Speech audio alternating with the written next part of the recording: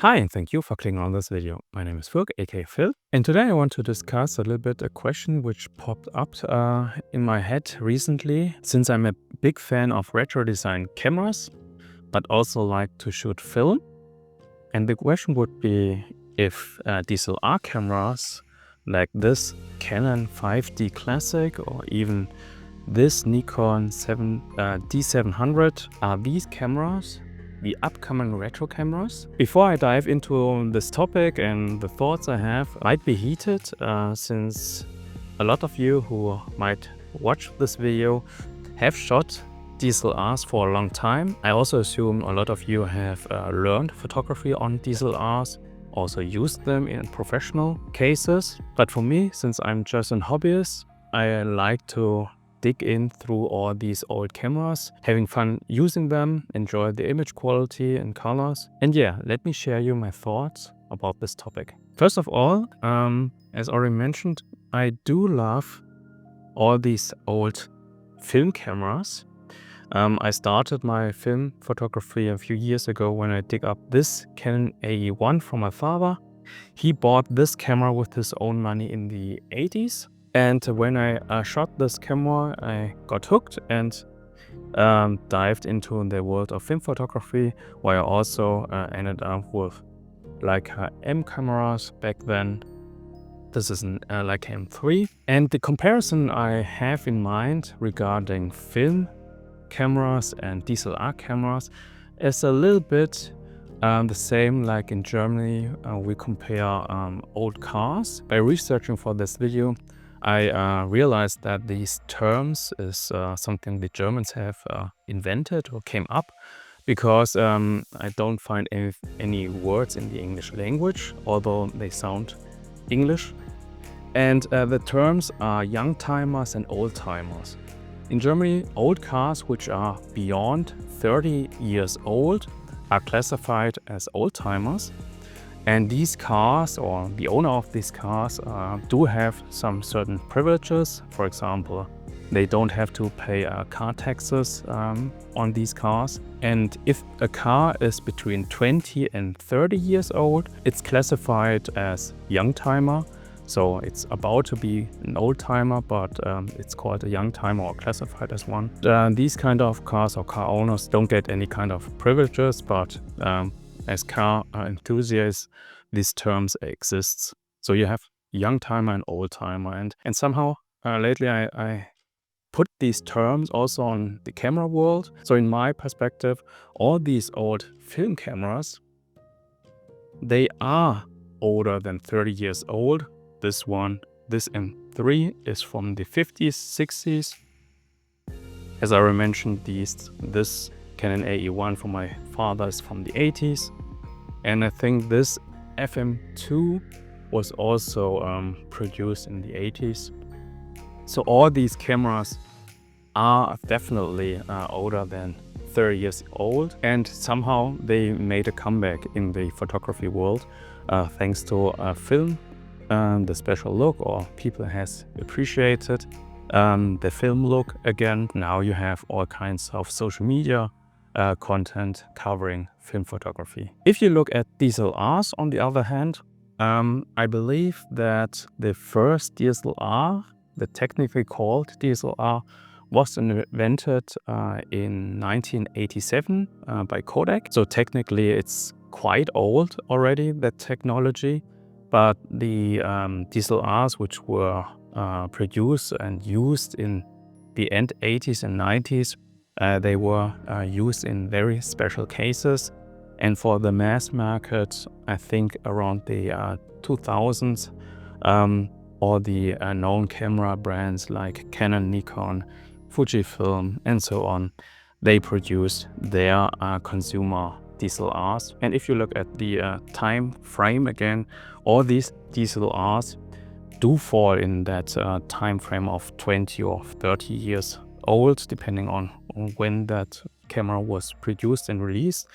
And somehow I thought that comparison was quite fitting, although owning the old timer cameras or young timer cameras doesn't give you any kind of benefits. So The reason why I started to look at DSLRs was, first of all, of course, I'm kind of a camera nerd. After owning film cameras and all the mirrorless cameras I tried before, I again was searching for some different experience, and that's how I got my hands onto a DSLR.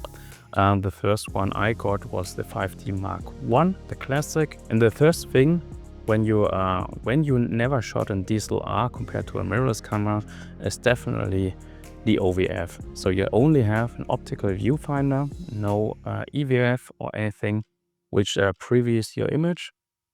And since I also shoot the Leica M rangefinder cameras, I found it quite pleasant to use OVF, simply because I don't have to stare at another screen besides of my daily life and job. And Jack does put the experience of an OVF quite well in words. And as every company gets better at those in-camera JPEG profiles, what I've found, especially on my old Fuji cameras, is after a while with the classic Chrome sim, which is the one most people like the most, everything looked the same. And it was hard to escape that feeling that you were just getting the same shots again and again and again. And so when you get started moving a dial to make the image brighter or darker, it felt very creative. But being limited by that image preview, and then when you're in post, being a little bit scared to change it from that film sim, I don't want to tug at the colors too much.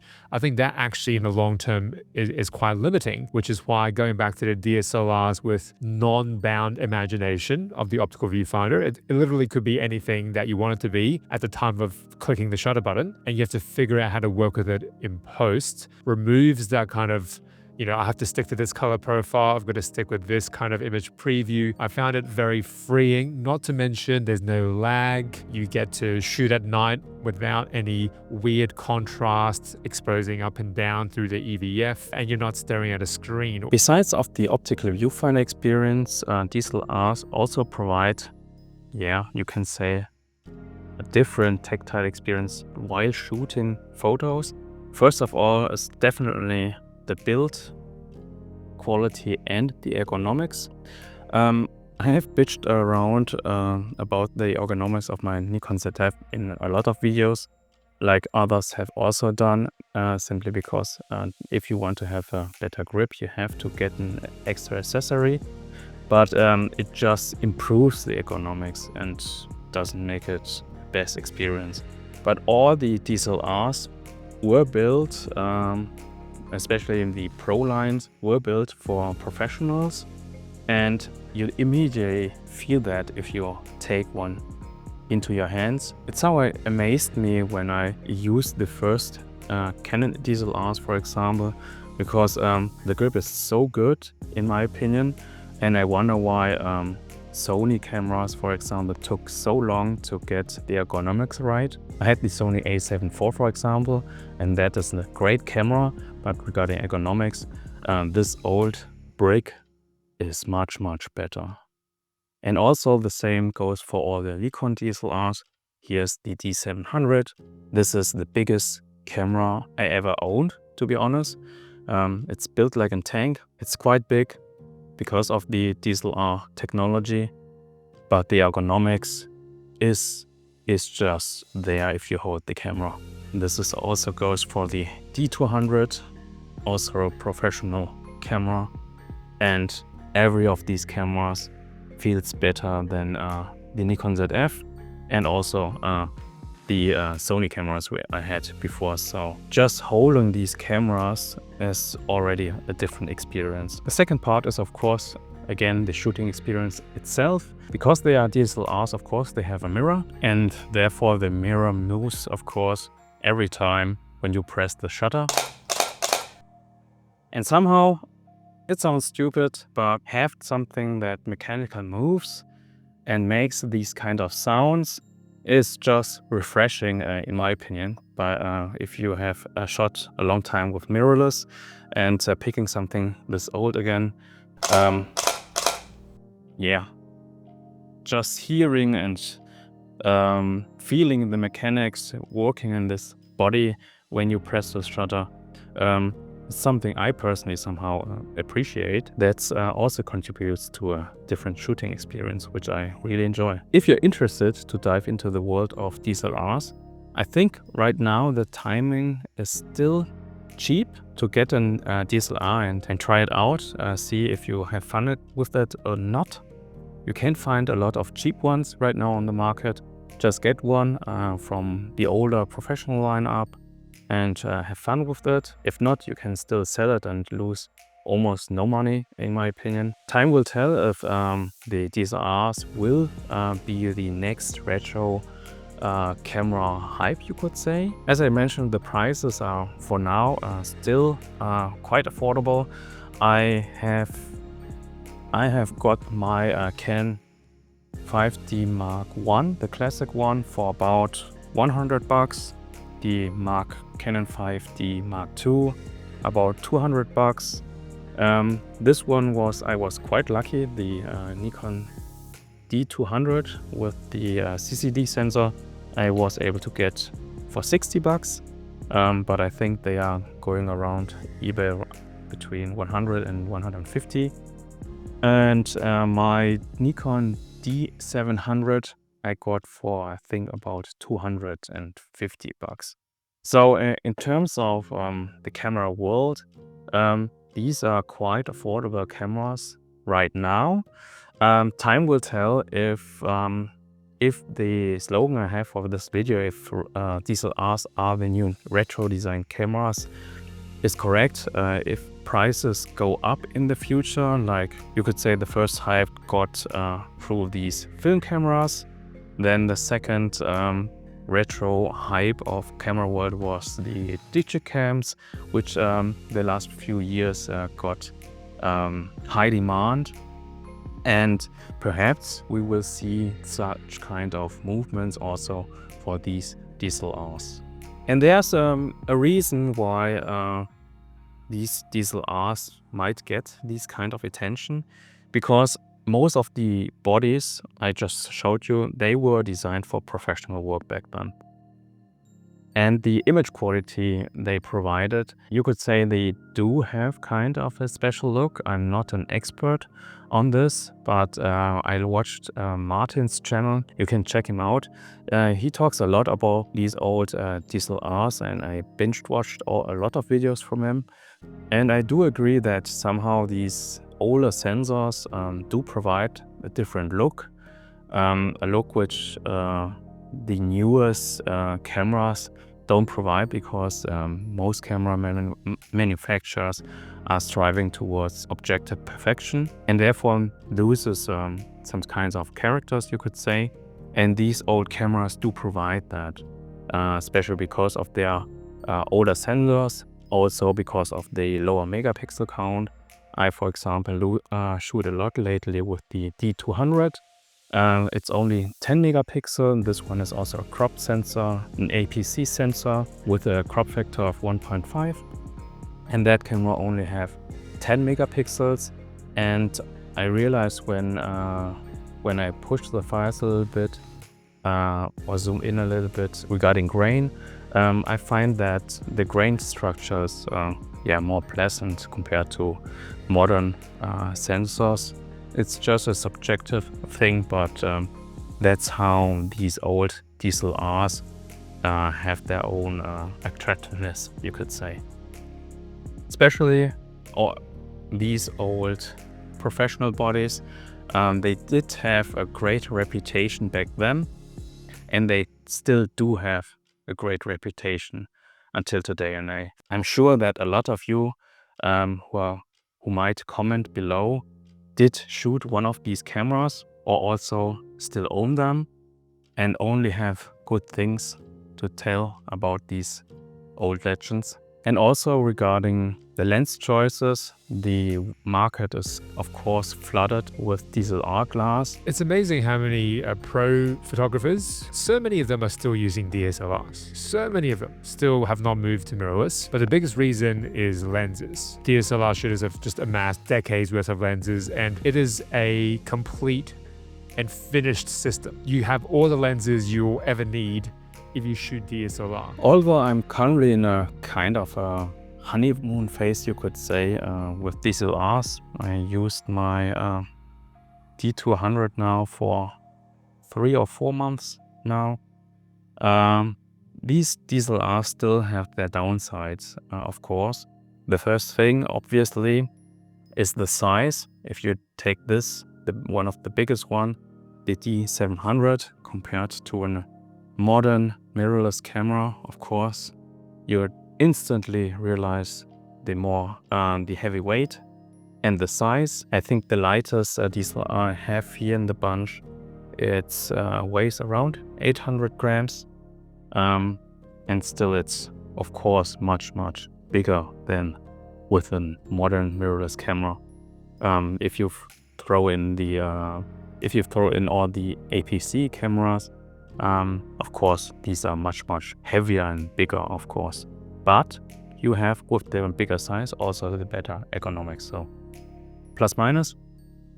But what is much more important to know if you want to dive into the world of DSLRs is that depending on the model, they have their specific flaws, especially these D700s and the 5D cameras from Canon, because they were used in professional fields. And of course, there are a lot of models which have high shutter counts, and I would recommend you first of all to get one from your local camera store. They have used gear, for example. Most of mine I have bought from my local camera store here in Esslingen, Photo Profi.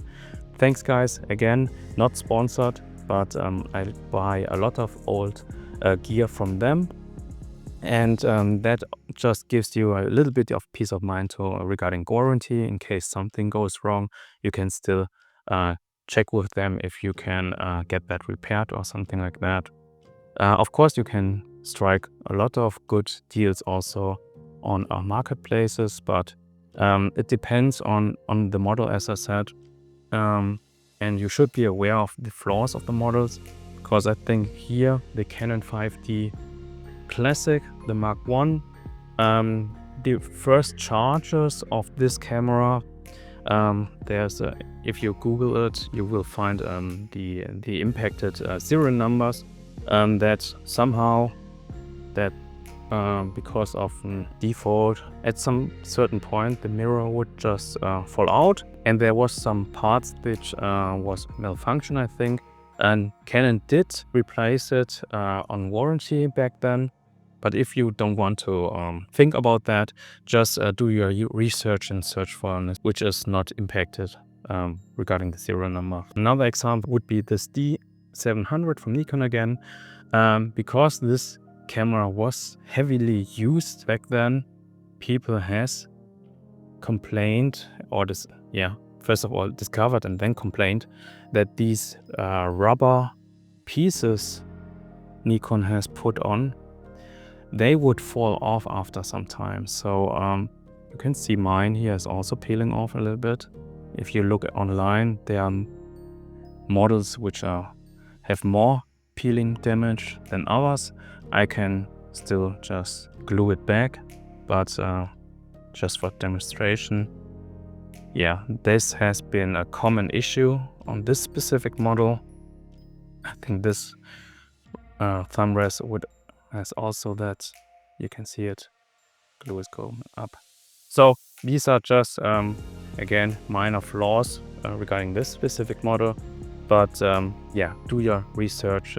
There's a lot of experience reports on forums or also on YouTube, that you don't get disappointed if you find a model, play with it a little bit, and then something goes wrong. So that's why I recommend to get your DSLR at a local camera store. If there's something going wrong, you have someone to contact and speak with. Besides that, again, be aware that these cameras are still old cameras. It's old tech, although they are, you could say, in the category of young timers, but nevertheless 20 or more years old.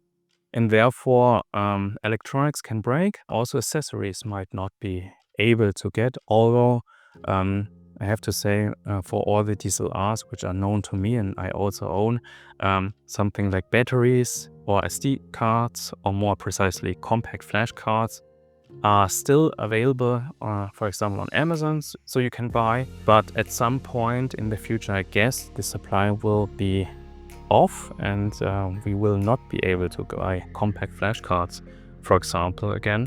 That was before the time period of SD cards, compact flash, to get your images on.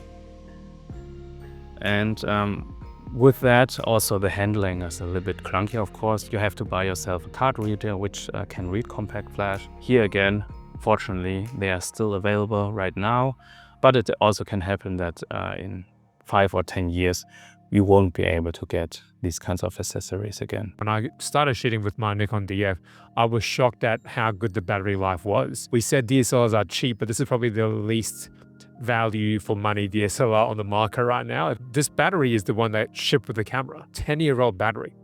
Do I need to buy a second one? And I was like, oh, surely it's gonna die, but I've been using this same battery the whole time I bought it, and it lasts me like 3 days. And I shoot relatively high volumes for street photography. The smaller cameras mean that it's a little bit trickier to hold for longer periods of time. This DF is probably the smallest full-frame DSLR. I think it's probably closer to a crop sensor sized DSLR. They made sacrifices to get it this small, but again, you can't escape the pentaprism and the mirror box. You can't get rid of this bit.